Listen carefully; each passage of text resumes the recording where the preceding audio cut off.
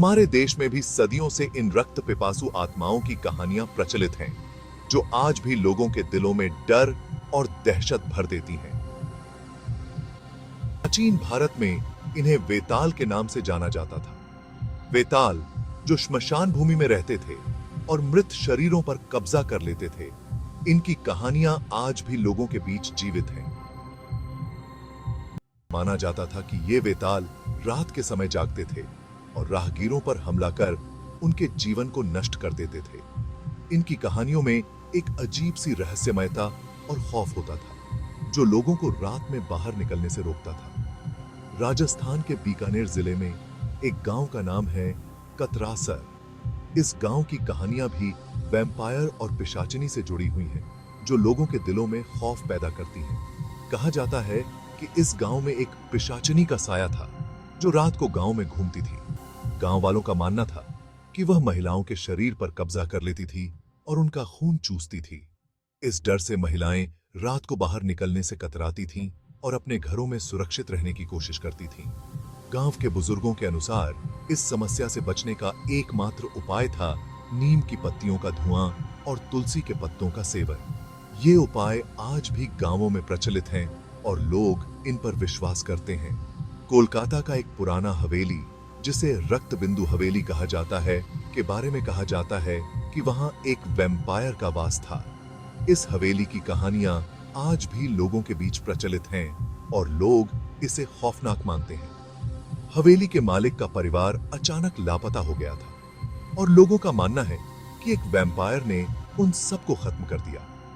इस घटना ने लोगों के दिलों में एक अजीब सा डर पैदा कर दिया था और लोग इस हवेली के पास जाने से कतराते थे। यहाँ के लोग रात में इस हवेली के पास जाने से आज भी कतराते हैं और दरवाजों पर लहसुन की माला टांगते हैं ताकि वे सुरक्षित रहें। लहसुन की माला को वैम्पायर से बचने का एक प्रभावी उपाय माना जाता है।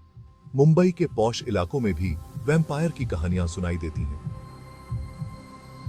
एक प्रसिद्ध घटना है जहां एक महिला ने बताया कि रात को उसके फ्लैट में अजीब परछाइयां दिखती थीं और उसके शरीर पर कटने के निशान आ जाते थे। उसकी दादी ने उसे काले धागे में ताबीज बांधने की सलाह दी, जिससे उसकी सुरक्षा हुई। माना जाता है कि यह ताबीज वैम्पायर जैसे बुरी शक्तियों को दूर रखता है। ताबीज और धार्मिक प्रतीकों का हमारे समाज में एक महत्वपूर्ण स्थान है और लोग इन पर विश्वास करते हैं। इन खौफनाक कहानियों के पीछे एक ही उपाय है, भगवान की शरण लेना।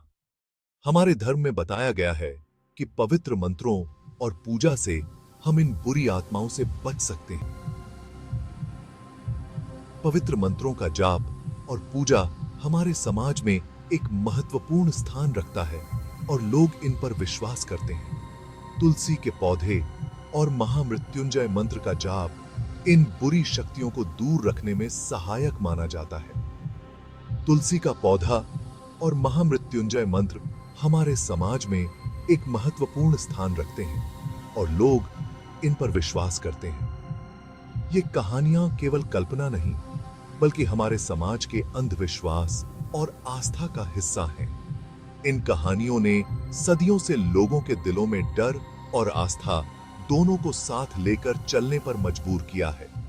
हो सकता है कि आप इन्हें मिथक माने, लेकिन हमारे देश में इन कहानियों ने सदियों से लोगों के दिलों में डर और आस्था दोनों को साथ लेकर चलने पर मजबूर किया है।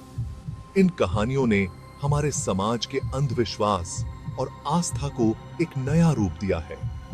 रात के अंधेरों में बस एक भगवान ही है जो हमें सुरक्षित रख सकते हैं। भगवान की शरण में जाने से हम इन बुरी आत्माओं से बच सकते हैं और सुरक्षित रह सकते हैं। अगर आपको यह वीडियो दिलचस्प लगी हो तो लाइक, शेयर और सब्सक्राइब जरूर करें।